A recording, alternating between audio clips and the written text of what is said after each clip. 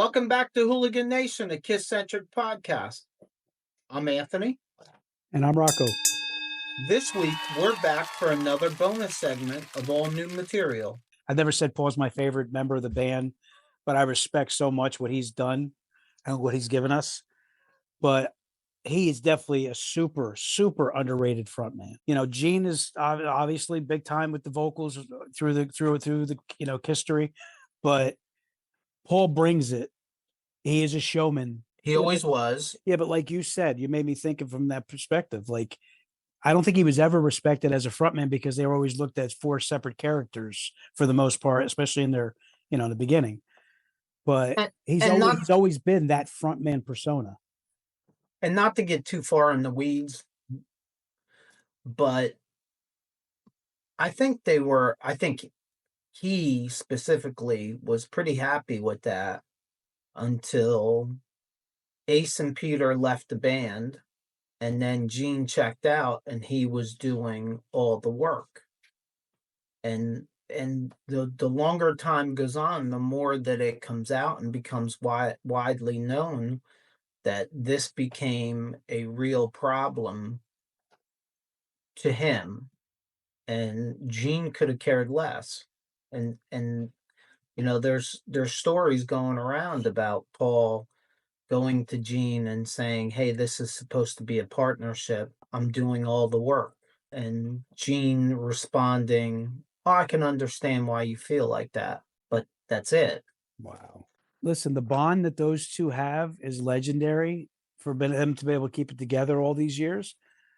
But make no mistake about it, I guarantee they've almost come to blows many times and they've had major fights, because if you look at those two guys' personality, they are polar opposites in a lot of ways. Oh, yeah. The only real similarity between the two of them is their drive 100%. and their work ethic. Other than that, they couldn't have been more of polar opposites. You know, for Paul, the band always came first. It seems like for Gene, the band was a vehicle for other things. I don't quite know that anyone's wrong in that. I don't think that Paul's wrong for putting the band first, and quite honestly, I don't think Gene's wrong for being part of something that reaches a level that allows him to go do other, let's say, bucket list things. I want to try to act in movies. I want to try to manage other bands. I want to try to produce records. I mean, you got to respect his ambition, but at the same time, oh, come on, let's be serious, dude. His ambition was money. But that's again, we go back to the drive, but that's still ambition. I mean, listen, you're already a money machine with KISS, and you have aspiration. If you have something in you that makes you want to try something, it shouldn't sacrifice the band. But I mean, very much seems like it sacrificed the band. Well, I mean, all you got to do is listen to the Gene songs in the mid 80s, and yeah, he was sacrificing the band. Now, whether he knew he was or he didn't know he was, that's for Gene to answer, and I doubt we'll ever get an accurate answer. Well, let me ask you this question. What if it's something he's always had desire to do, and he wanted to get while he was young, he wanted to try to take it. He had an opportunity. You know what I mean? Like, he didn't want to let that pass him by if he had it in him. Honestly, I mean, look, my opinion is this. There's nothing wrong with that. But you have to prioritize the band. Yeah, and the band has to come first. Now, I imagine that or in the very least, you got to make sure that you're on the same page with Paul. He deserves that much. Look, this isn't all Gene's fault. The amount of work that KISS was doing at the time, from 1973 all the way up until like 1989, dude, they were pumping out 1 or 2 records a year touring every year, it in a normal band situation, especially today, but in a normal band situation, there would have been time to maybe do multiple things. The way KISS worked, m more specifically, guessing the way Paul Stanley wanted to work, it made, filming a movie probably very much impossible.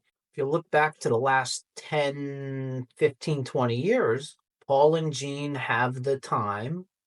Paul can go on a solo tour. Gene can go on a solo tour. Paul can go do a play. Gene can go do whatever else it is that Gene does. Like they had the time, but as of 1987, 1988, there's no time to stand around. You went in the studio, you recorded the record, you then went out on tour. While you were out on tour, you wrote songs for the next record. And when you got off a tour, you went in the studio and you made another record, and then you went out on tour. When, like, when's this dude supposed to do something other than Kiss?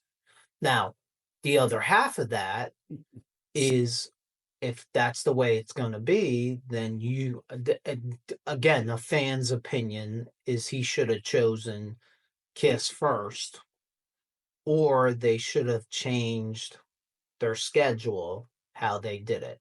But they didn't, and they made it through.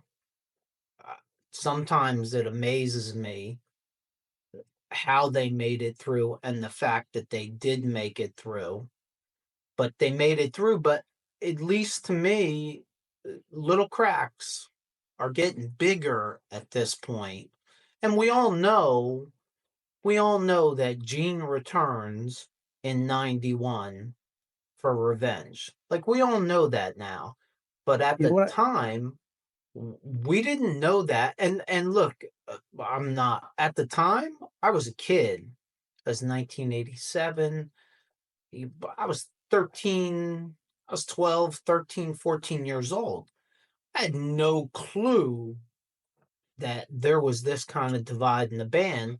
And I read all the Hit Parader, Cream, Kerrang, all the magazines. I don't ever remember there being any article in there with Paul Stanley saying, well, Gene's never around, or Gene saying, I'm filming movies and I don't have time I to. think between the two of them, I think he. It's obvious that even she was probably pissing them off to no end. That's where the bond is. Like they kept a lot of their shit they kept in house between the two of them. Well, it's very much out there. It's very much out there now. Now, but I'm Paul saying has said, at the time, though, I think that especially I think honestly, Ace and Peter leaving, they got even closer as far as the commitment to each other in some sort of ways, even though Gene was branching out. You know what I mean? But it's kind of interesting. I'm going in a different direction now too, but I gotta say this because it's spinning in my head. What I find interesting is where they are today. And I know Paul, out of necessity, had to kind of like bow out because he can't do it anymore. But Gene's the one who, I know money is a driving force, but Gene can't let go of being on stage. And Paul has come to terms with it. is it, and we are completely off the subject, but is it Gene can't live without being on stage? Or is it that Gene knows that he can continue to compile money? I don't think it's just a money grab, honestly. I think it's an ego thing. I think he likes the attention. He likes the attention on stage. Oh, I'm sure he likes the attention on stage. I mean, you perform for 50 years, I'm sure, but is that the driving force? I think it Or has to be a part of it. Otherwise, you at his age, if it's all about money, it's not like you know what I mean? Like I can't all be about money. remember that statement that you brought up in a past podcast, that Gene made the statement that when you get towards the end of the race, do you slow down or do you speed And up? I love that. That's a great statement. Well, Gene, it applies to making money also. Yeah, but don't you think at that age? Listen, I'm 54. I feel it every single day. You're 50.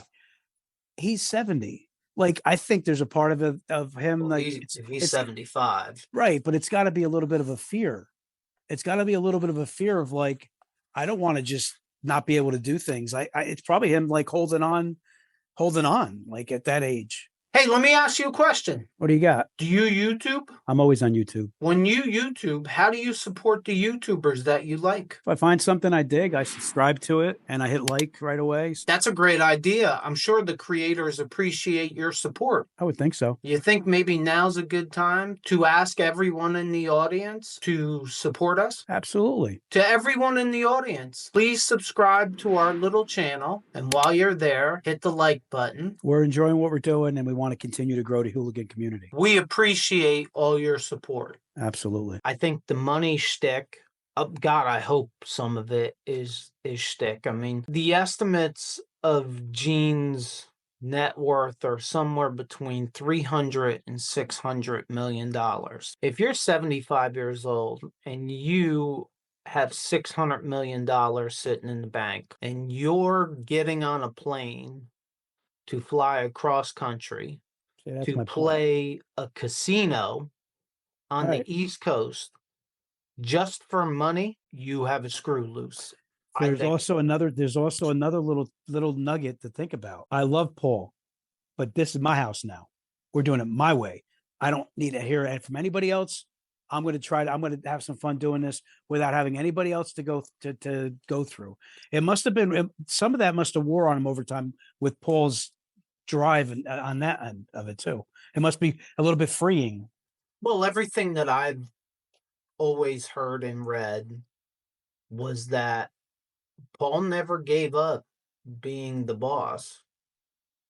Gene just understood that he was number two. Regardless of all the other shit and him checking out, it shows how tight even though Paul like basically said he had nothing, he didn't do nothing or whatever, it still shows how strong a bond they had. You know, I just don't get that from that. What I get is Gene woke up one morning and said, holy shit, I've been checked out for almost 10 years and it's time for me to check back in.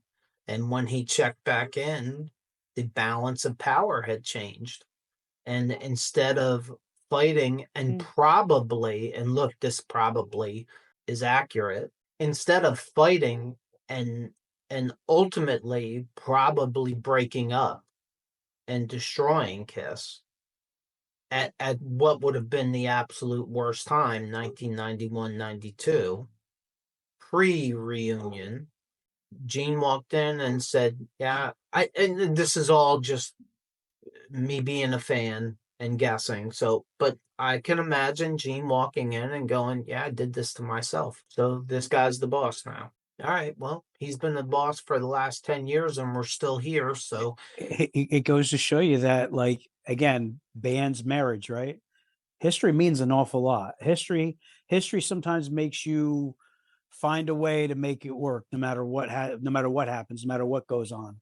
You have history with a person, you have history in a band or whatever. No matter, you know what I'm saying? Like their history is what kept them together, what kept it together. And I don't believe that they ever lost the mutual business respect for each other. Bingo. Like, Paul's, I think Paul's second wedding, Gene wasn't invited. I didn't know that. He wasn't invited. And Paul has, I believe, has gone on record as saying that, Gene had come out at the time and was crazy with saying that he didn't believe in marriage and he didn't believe in this and that. So Paul didn't invite him to the wedding. But they never let that affect the business relationship. If it's too loud, you're too old. Peace out, Hooligan Nation.